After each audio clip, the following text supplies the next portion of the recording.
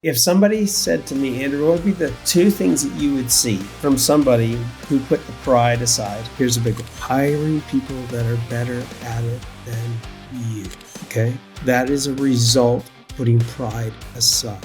You do not, people that, if I go into a business and I see people being hired, finding good people in today's world is becoming harder and harder, especially for the trades. And the reason for that is because the demand's going up.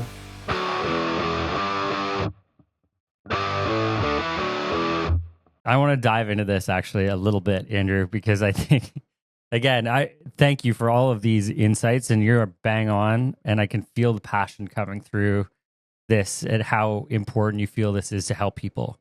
And, you know, that's one of the things I think has connected you and I from day one, right? Is the passion to help people. I feel like, and I go through this. So you're giving this advice to your 20-year-old self, and I'm listening to it going, well, shit. Right. And that is not an easy thing to identify, admit to, but I have a solution. Okay. Because I think it's really important. I know for me, and I'm sure many of you, when you start to be a manager, when you start to be a leader, an owner, and people are starting to follow you, they're looking to you for direction. You feel like you need to be strong and you need to give direction and certainty and stability for your team. And I still agree with that 100%. Okay. Your team is maybe not the group to have these conversations with. Okay. So Andrew talking about having the coffee with other tradies, he's also maybe not wanting to tell his competition, hey, I'm extremely vulnerable right now.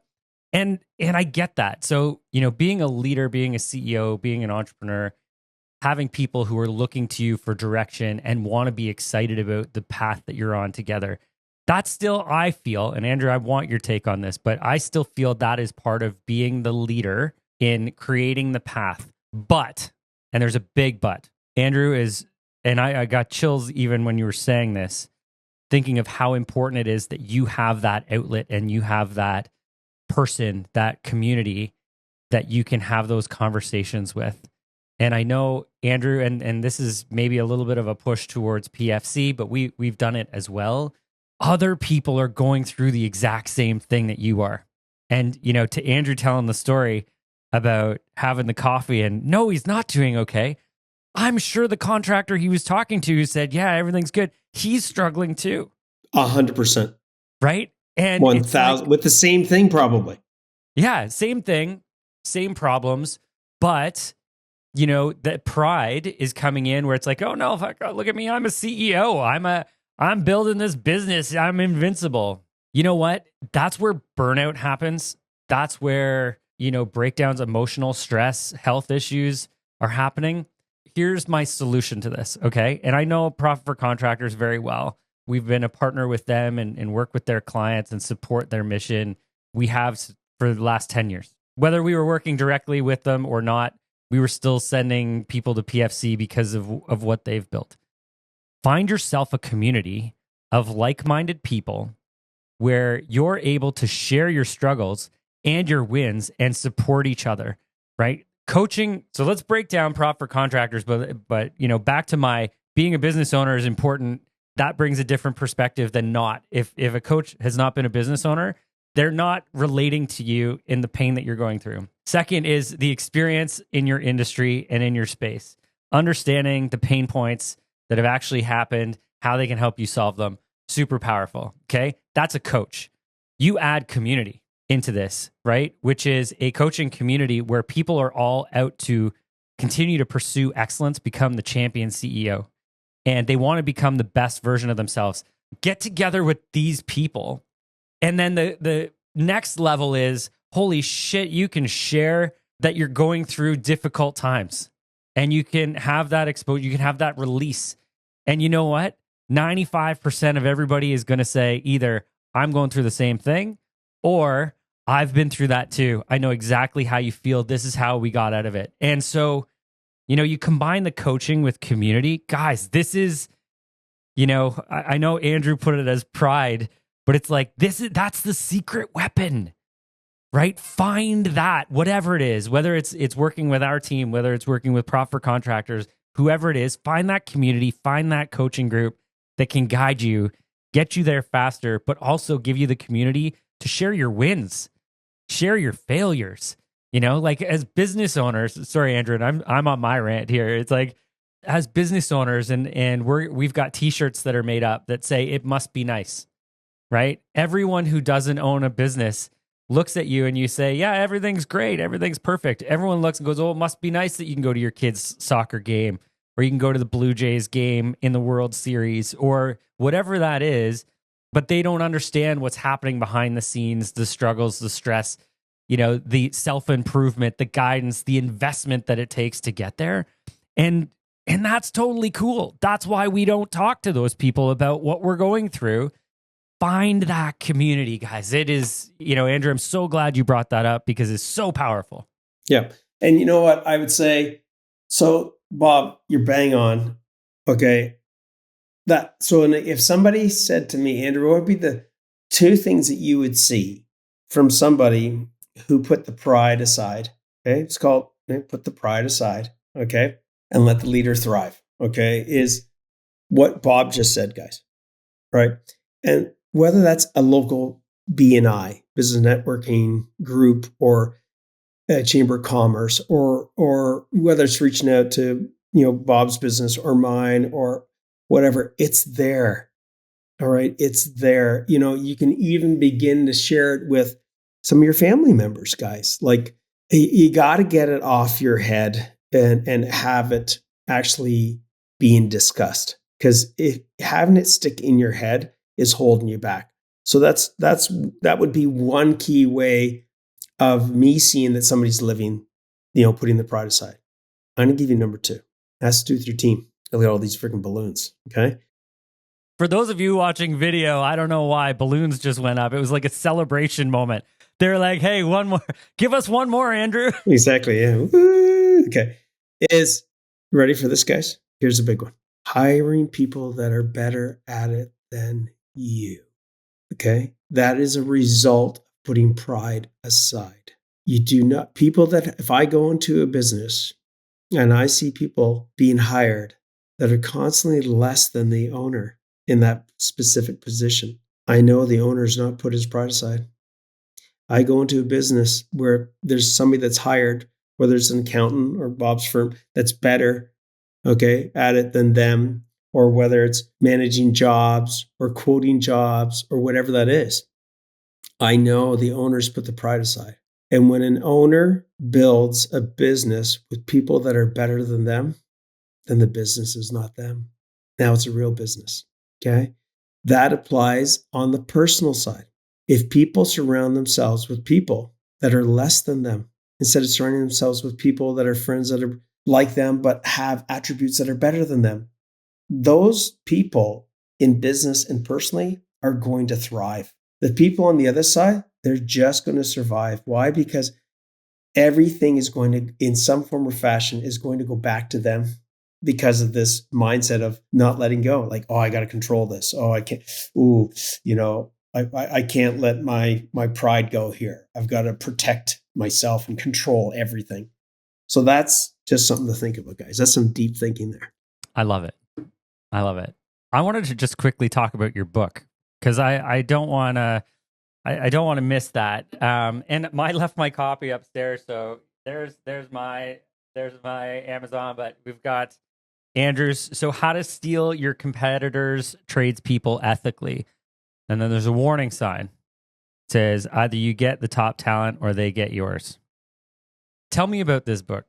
Well, here's the thing: is that finding good people in today's world is becoming harder and harder, especially for the trades. Okay. And the reason for that is because the demand's going up. And no offense, look, when I went through high school, it's going back a long time, all my buddies were all going to university. And I was actually looked down upon by a lot of people, not my close friends. Okay. Actually, a lot of those buddies of mine, we still hang out together. It's pretty cool. But a lot of other people would look down at me as, you know, blue collar worker, who's not going to make much money. You know, I had plans, man. I didn't have the coaching thing laid out, but I had laying out a business. I actually went back to school, got my electronics engineering technologist on top of my electrical. Like I had that all laid out.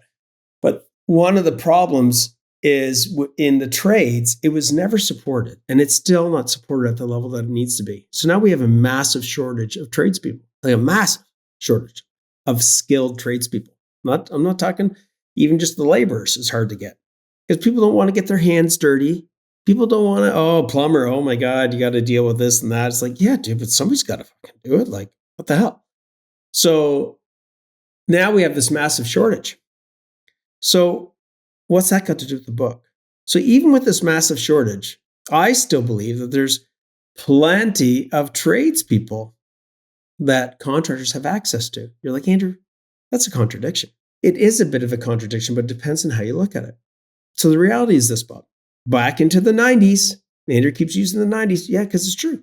90% of contracting business owners have never been taught how to run a business. And how does that relate to the book? Well, the reality is that there's a ton of A players that are working right now for your competitors. And the also reality is that there's a very high chance, and if you're listening to this, I bet in some form or fashion, if you're a contractor and you haven't been getting coached by us or somebody else that has a proven track record, or with Bob's, company, that your business is in chaos. So again, Andrew, get back to the book. Well, I'm getting there. A players do not want to work in chaos. D players, deadbeats, they love chaos. Why? They get to waste time. They get to dog it. Just, the guy showed up here at my place. I told you earlier in the podcast. He drove all the way out here. They're about an hour and a half away. Now he's going to drive all the way back. And he's getting paid, right? He's an A player. I know that guy. I could see by the look in his face, he was pissed. Now, if it's a D player, he's going to be happy. He's going to pull him. Tim Hortons, welcome to Canada. He's going to grab his coffee and he's going to go, fuck, man, I was just getting paid for 3-4 hours doing nothing. But the A player, that guy's pissed. He's an A player. I seen him work here as a fellow tradie. Okay. His workmanship is unbelievable. I even called the company and said, this guy's amazing. I'm not joking, guys. So if I have the skill set to put out ads to attract him, and his wife or partner looks up that ad, and all these pain points that he's having to deal with, going to jobs, not being organized, being able to do his trade, and he's pissed right now. Guess what? There's a ton of them. Why? Because 90% of contractors are in chaos, and A players do not like chaos. All you owners of trades businesses, you were the A player. Did you like dogging it? No. Did you like it when you didn't get the right material? No. Did you like it when you showed up the jobs that you shouldn't have been at? No. And the list goes on. So when you have a company that's getting coached and has control, not chaos, A players will swarm to it if you give them the right message. And is that ethical? 1000% that's ethical. I'm not talking about calling up your competitors and sneakily getting their names. You don't need to do that. You just need to put Facebook ad or Instagram or whatever, however, in front of them at the suppliers of how good this environment is that you have. And the A players will come to it. And guess what? It naturally filters the Ds. Ds don't like control. They don't like order. They don't like performance reviews. Isn't that interesting? And A players, they're like, bring it. If I can make you more money, which makes me more money, I'm game. So guys, there are tons of A players out there, even though the industry the governments have not supported us tradies. And guess what? That principle is the same if you have an accounting firm. Is it true, Bob? Yeah, absolutely. 100%. Yep. Do you get most of let's ask this, Bob. I'm going to switch it. Do you get most of the people that work for you because they're unemployed, looking for work, or are they currently working at a bookkeeping company or accounting firm? Which one? So it's a more complicated answer than that. It depends on what's happening in the industry. Sure. So right now, what I will say, and this is tougher to relate from the tradie side, but a lot of the large big four companies are eliminating the flexibility of remote work. And for us, a lot of those really skilled people who have moved into remote work have moved out of the major cities. And now they're going, hey, we're a really skilled pool of people who have been having this flexibility. We can't go back. So they're on the market. Yes. So that's one. Okay, but just a second. Just hold it. Let me just hold it. Yep. Is that related to what I said regarding environment? 100%. Yep. Because they're not being given the environment that they want to Absolutely. work in. Is that true? 100%. Right? Tradies don't want to work in an environment where it's freaking chaos. True? Absolutely. Environment. So, and next, Bob. Yep. So the second part is that we have an ongoing recruitment campaign where we're soliciting top level managers and senior managers across the country. And we're waiting for them to put their hand up. And all we're doing is sharing who we are, what we do, and why they would want to be part of it. So they're identifying that they can relate to who we are, what we do, more so than the chaos of what they're in currently. And it just aligns more with their purpose. So that is completely in alignment with what you're talking about. So let's just rewind. Both parties are working. Yes. Yep. Right. Okay. The good people are not out of work. Number two for two, both are looking for a better environment that suit their needs. One, the environment is I want to work remote and I'm an A player. The other environment is like I'm a manager and I want to work in an environment that has a place for me to grow and evolve. Guys, it's this exact same thing. It's just specific to Bob's environment of his target audience. The same thing to add into just a second layer of what you just said. Growth and opportunity is the other big piece, right? And so I know you haven't necessarily gone deep on that part, but people, A players, want to come work for a tradie organization or a CPA firm where they can see an evolution of them becoming the best version of themselves. And they want to know and believe that the organization that they're going to be part of is going to support that and help them get there. 100%. And so the book, guys, it talks in layman, whether you're a trades company or not, it talks, when I say layman's terms, it doesn't mean, I'm not talking intelligence. I'm talking about talking in a language that people understand. Okay? Bob and I can talk freaking spreadsheets, P&Ls, balance sheets. Oh, here's how smart we are. Nobody's going to benefit from that. Okay? Like, what's the point of that? Okay? So the book really breaks it down into terms that you guys are going to get. And I'll just give you an example. I'm going to give major credit to my mom. Trying not to get emotional here because I love her so much. Okay. There's like my mom, and then there's God, then there's because she helped us get through some really tough times, man. And the grit and didn't flinch, didn't show it. Now she tells the stories and we just go, holy shit. Okay. But I'll never forget when I owned my contracting company, guys. Quick story. Yep. Sorry.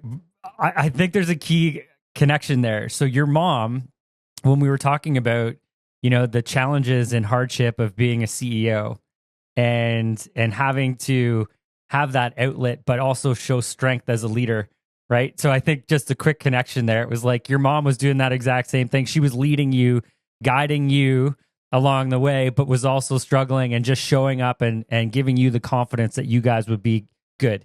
Anyway, sorry, quick connection there. And I was like, damn, your mom's a leader. That's why you respect her so much. It's so true. So my mom, this story is in this book in more detail, but let me tell you what happened. I come home, running my contracting business. They got a whack of guys working for me. Guys are quitting. I can't find anybody. Okay. And I'm complaining. I'm bitching. I'm complaining to my mom. I'm sitting down on the couch and she's listening to me. I said, Mom, I don't understand. What's the problem? She goes, and this is probably where I got my coaching from to begin with. My mom, instead of solving, here's the answer, my mom asks pretty smart questions. She says, well, Andrew, why did you quit the jobs that you quit and start your own contracting company? Mom, you're not listening to me. I'm not able to keep guys and I can't find anybody. Oh, I'm listening to you. Just answer the question. Well, Mom, when I worked for Richard, the guy was a gong show and, he was, it was terrible communication. It didn't have regular reviews. I had no future. Okay, what about the previous one? Oh, then there was Jimmy and yeah, and then there was Craig, and then, guys, these are all real owners of these contracting companies. My mom pauses.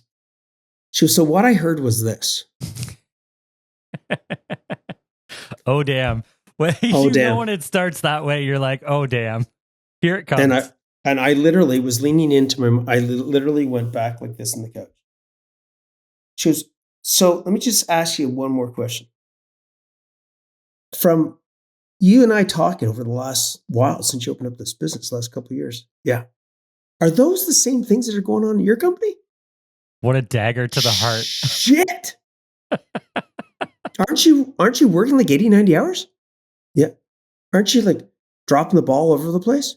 Yeah, but mom, no, I'm just asking. I'm just asking. Yes, mom. So the reasons that you left is what's going on in your business. And you're wondering, why are people leaving your place when it's the reason that you left the other places? And I didn't say, as you can tell, guys, I talk a lot. I couldn't even speak. I was speechless. Well, what are you going to say? What are you going to say about that, right? You've just been hit right in the face with what you already knew but couldn't pinpoint, And that's coaching. And that's coaching. That's exactly what she did. It didn't even exist back then, to my knowledge. That's what she did. And that's in this book, okay?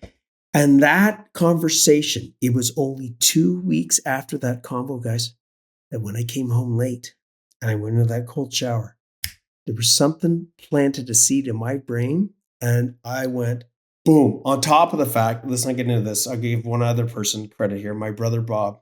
Okay, love him to death. My oldest brother. I was 21 years old. I was a licensed electrician at 1993. It's my electrical ring. So 23, 21. My brother gave me this book, 7 Habits of Highly Effective People by Stephen Covey. I still have that book. I still refer to that book. So the combination, remember, of the people you surround yourself with. And I read that book. And that book made me go, man, I'd like to do what that guy does. And I had no idea what that meant. To my mom sitting down on the couch with me, to me coming home late, had that whatever moment, it blossomed when I was in that cold shower to go, I got to systemize my business. And that's the moment of like, boom. Okay. So hopefully some of you guys are getting some of these moments today, but that's what that book is about. So it lays out step by step how to ethically steal your competitors' top A players. Okay. So you can up your roster. They are right around the corner from you. If you take a 50-kilometer radius, you're an electrical contractor or plumbing contractor. How many plumbing contractors are within 50 or 100 kilometers? A shit ton. How many employees are working there right now? A ton of them. How many do you actually need? Well, I need 3 guys. Guys, you're telling me there's not 3 unhappy Class A freaking rated team players that want to go from chaos to working in a place that's a great environment? Yeah. Well, either create it and you're going to keep your A players, or if you don't, you're going to lose your current A players. And any A player you hire, they will leave within weeks, if not even sooner. That's it. Or fix it. Throw in right now a down economy, where people are getting a little bit more concerned. People aren't spending as much money. Maybe, you and your competitors are seeing some tightening on some contracts, opportunities that are coming in. Perfect time. This is the perfect time to show your leadership, your direction of where things are going, and get those A players over. The last 3 months of the year and the first 3 months of a year in the trades world, I'm not saying this for everybody, but in the trades world, remember this, everybody, the last 3 months and the first 3 months of a year are the best time to ethically steal A players. Why? Well, these 3 months right now, between now and the end of December, are the busiest time for any contractor that's even close to even being okay. Not even great, not even good, just okay. Why? Because everybody wants their freaking projects done before the end of the year. That's personal. People want things done before Christmas. And on the business side, guess what? They need to spend what their budget was for the year before the next year. Otherwise, they don't get the next budget. Everybody's going, yeah, you're right. So guess what? That's the maximum amount of chaos. When guys are going, I'm fucking done working on weekends. I'm done like working on fires all day long. So that's the last 3 months of the year. Let's go to the first 3 months of the year. Guess what happens first 3 months of the year? It tends to be the slowest. So the Class A guys that didn't quit because of chaos, now they're freaking about to quit because the wife's going, what do you mean you don't have work this week? What do you mean he's struggling with cash flow? Because contractors struggle with cash flow the first 3 months of the year. Why? Because of all the money they had to pay out in the last 3 months. So guys, right now, if you're listening, is the best time to hire guys because it's the maximum amount of chaos.